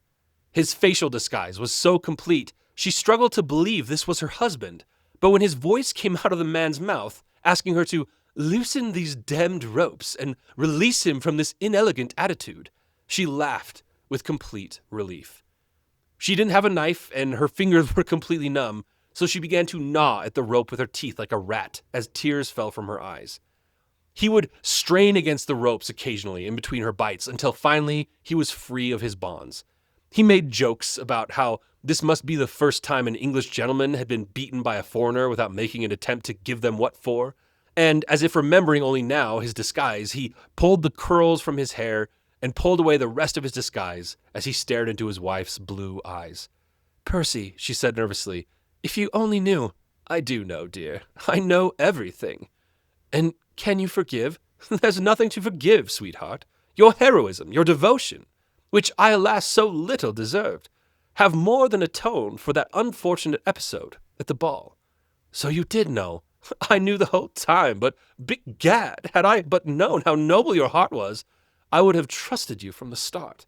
Then you would not have had to suffer like you have for the last few hours. Percy had pulled himself up along the ground until he was leaning against a rock, and Marguerite sat beside him, leaning against his broad shoulder. Referring to both of their sorry states, he joked, This is quite the case of the blind leading the lame, is it not? She asked him what had happened with Armand and the others in the hut, and he chuckled, happy to explain his quick thinking. I pledged you my word that he would be safe, did I not? And then he explained that from the first moment he'd learned Chauvelin intended to, quote, stick him like a leech, he knew the best thing he could do would be not to try and shake him, but to keep him by his side. With that many soldiers searching for the tall Englishman, he would never be able to approach the cottage on his own. But, dressed as the old Jew, I knew I would not be recognized. I paid Reuben Goldstein for use of his cart and horse for the day, and created the story of the Pimpernel hiring Goldstein as I invented the character of Benjamin Rosenbaum, so that Chauvelin would hire me for his pursuit. I knew those Frenchmen loathe the foreign Jew so much that they would keep as much distance from me as possible, so I made my disguise about as loathsome as I could. But how did you warn Armand? She asked impatiently. Zooks! Then I carried out my little plan. That is to say, at first I only determined to leave everything to chance. But when I heard Chauvelin giving his orders to the soldiers, I thought the fate and I were going to work together after all. I reckoned on the blind obedience of the soldiers. Chauvelin had ordered them on pain of death not to stir until the tall Englishman came. Degas had thrown me down in a heap quite close to the hut. The soldiers took no notice of the Jew who had driven Citoyen Chauvelin to this spot. I managed to free my hands from the ropes with which the brute had trussed me. I always carry pencil and paper with me wherever I go, and I hastily scrawled a few important instructions on a scrap of paper. Then I looked around me. I crawled up to the hut, under the very noses of the soldiers who lay under cover without stirring, just as Chauvelin had ordered them to do. Then I dropped my little note into the hut, through a chink in the wall, and waited. In this note, I told the fugitives to walk noiselessly out of the hut, creep down the cliffs, keep to the left until they came to the first creek, to give a certain signal when the boat of the Daydream, which lay in wait not far out to sea, would pick them up. They obeyed implicitly, fortunately for them and for me. The soldiers who saw them were equally obedient to Chauvelin's orders. They did not stir. I waited for nearly half an hour. When I knew that the fugitives were safe, I gave the signal which caused so much stir. "But those brutes struck you," she protested. "Couldn't be helped, my dear. But never fear, just wait until I get Chauvelin back in England. He shall pay for that thrashing, and with compound interest, might I say." Marguerite laughed painfully. It was good to hear Percy speak plainly with her, and to see that spark in his eyes once again that she remembered from their first days together. A noise far off startled Marguerite, and she immediately assumed the worst, that Chauvelin had returned.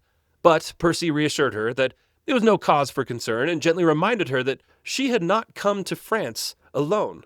"Folks," she said, almost having forgotten that Sir Andrew had left the Chagris and not come back.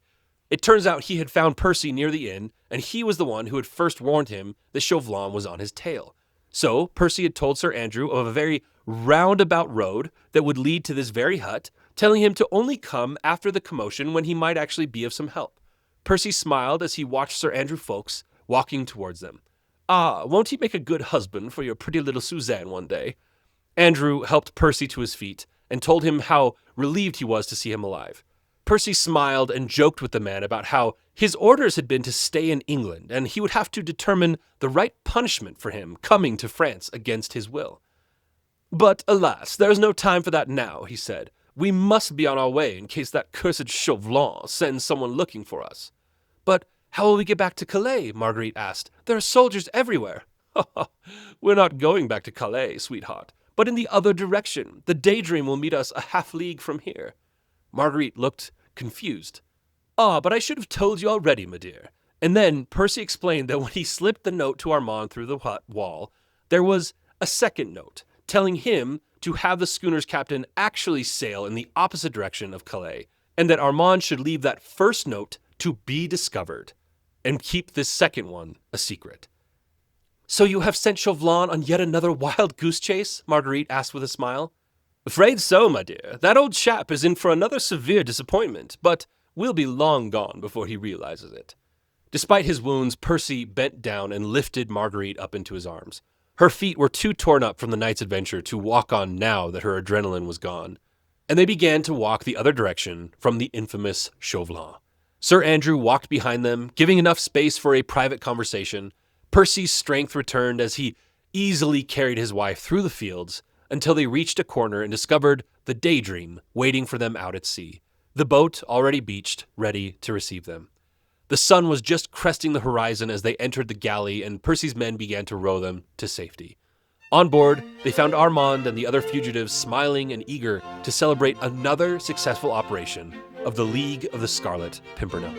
The Daydream was already decked out with enough of a wardrobe that nobody stepped foot on the docks of Dover in the same dirty clothes they'd entered the ship with.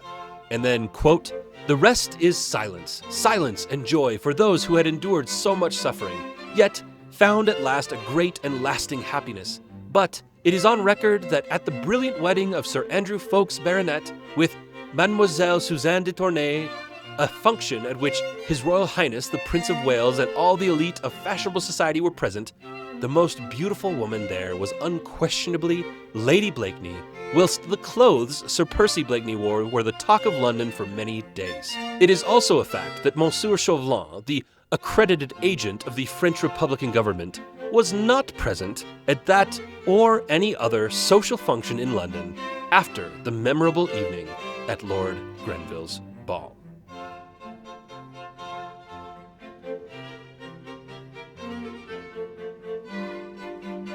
Is he in heaven or is he in hell? That damned elusive Pimpernel. What a fun story, huh? I think the thing that really captivates me is the absolute stark contrast between Percy and the Scarlet Pimpernel. Because Bruce Wayne leans into his socialite playboy lifestyle when he needs to, but he's still seen as a sharp figure. But Percy wearing a mask as a complete idiot, only to be secretly the best tactical strategist in England, feels so unique to me. If you've enjoyed this retelling, make sure to give the show 5 stars or like the video if you're on YouTube and subscribe to the show to make sure you get all future stories we tell here on BTMC. The takeaway I had from this book is kind of a meta one because it's not about the Scarlet Pimpernel or even about Marguerite. It's actually about our author. What, did you not realize that I hadn't done a bio on her yet? Let me tell you about Baroness Emushka Orczy. Emma Orczy was born in 1865 on a vast family estate in rural Hungary. Her father, Baron Felix Orczy, was a composer and landowner who moved in a social circle that included Franz Liszt, Richard Wagner, and Charles Gounod. This was an ideal life. Titled nobility, sprawling lands, generations of an inherited privilege. But Emma was only 3 years old when that all ended. Because in 1868, Baron Felix attempted to introduce new agricultural machinery to his tenants' land, and the peasants, fearing the machines would cost them their livelihoods, revolted, making the family have to flee for their lives.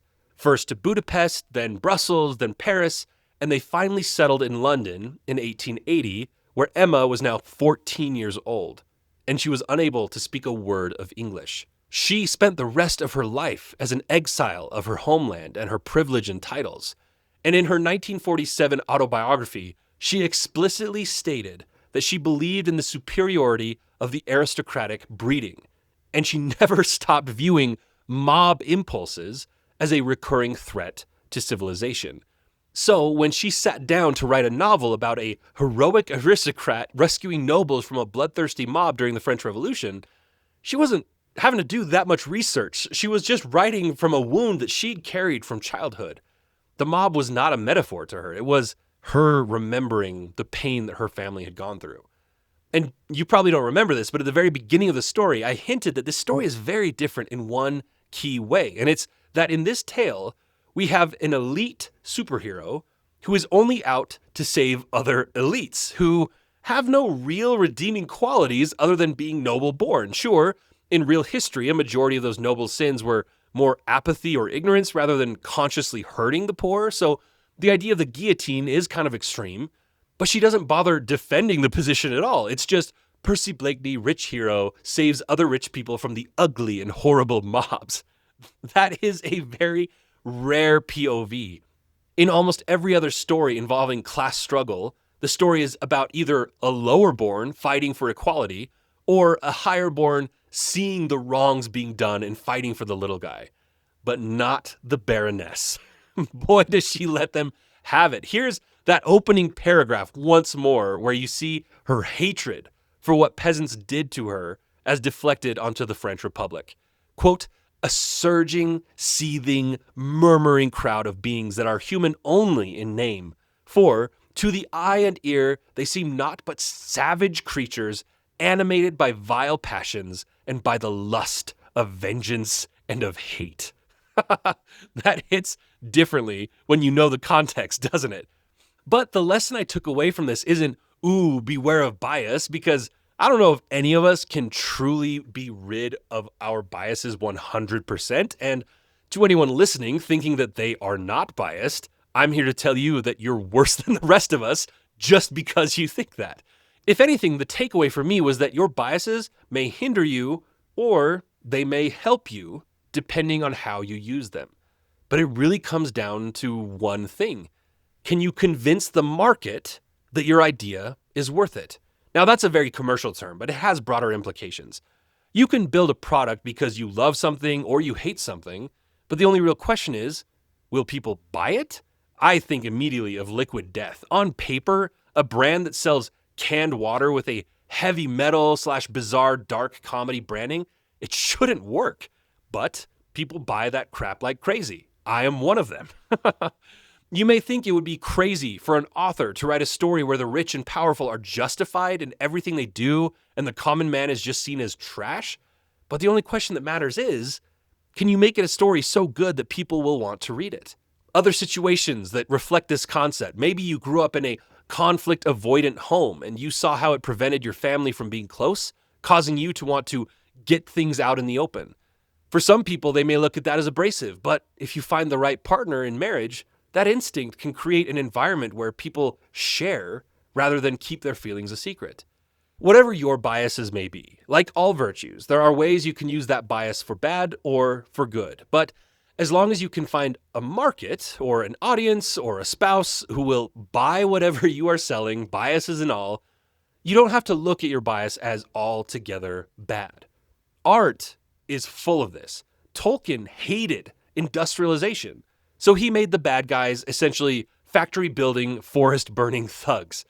One that I found interesting was learning that Roald Dahl, Matilda, Witches, BFG, he grew up in a brutal English boarding school, which made him distrusting of adults and authority figures. And knowing that, you can look at all of his books and realize basically every single one of them involved what were essentially child revenge fantasies, taking out their bitterness on oafish or evil adults. Some people will try to tell you your lens is wrong if it contains bias, and I'll join in and agree that unchecked, our biases can ruin us in some aspects, but applied tactically and used to your advantage, it may be one of your best superpowers. All that matters is, can you find the market for it? As for Baroness Orczy, I probably wouldn't agree with a lot of her personal worldviews, but I'll read her books any day. Oh, and on that note, if you like this one, there are probably a dozen sequels that cover the adventures of the League of the Scarlet Pimpernel, so go ahead and check those out. As far as film adaptations for this one, there is only one you need to know about. It's the 1982 version starring Anthony Andrews and Jane Seymour. It's incredible. It does change things to make it a better love story. Some key differences are Percy and Marguerite meet at the beginning of the movie, so we see them fall in love, and then the wedding day fiasco of learning of her involvement in the Marquis's death creates this very poignant moment where Percy has to wrestle with what to do. They also make it a love triangle between Percy, Marguerite, and Chauvelin, although it's admittedly one-sided between Marguerite and Chauvelin, but he is actually interested in her, which makes it even harder for him to see her marry the dolt of an Englishman. The ending is also more satisfying and action-oriented than him simply succeeding at deceiving Chauvelin. But the main reasons you should watch it are, first, Anthony Andrews. He's a drastically underrated actor, and he nails Percy. His foppishness as Percy is so over the top in a way that just makes you laugh. But there are also scenes where he is with his League members, so we see him drop the mask and be the real Percy Blakeney, and that contrast is incredible. And my attempt at the accent for Percy was based on Anthony Andrews' interpretation. And the second reason you have to watch this interpretation is 2 words: young Gandalf. That's right, Chauvelin is played by a much younger Ian McKellen. I mean, I guess technically it's only about 20 years younger than what we see him as Gandalf, but he seems more like 40 years younger. Imagine all his great acting skills channeled into a villainous character like this. It is worth the watch, so go check it out. But that wraps it up for Baroness Orczy's adventure love story, The Scarlet Pimpernel. I hope you enjoyed it. Protagonists, stick around. I've got some more insightful and unique things to share with you today. But for the rest of you, thank you for listening. I'll catch you on the next one.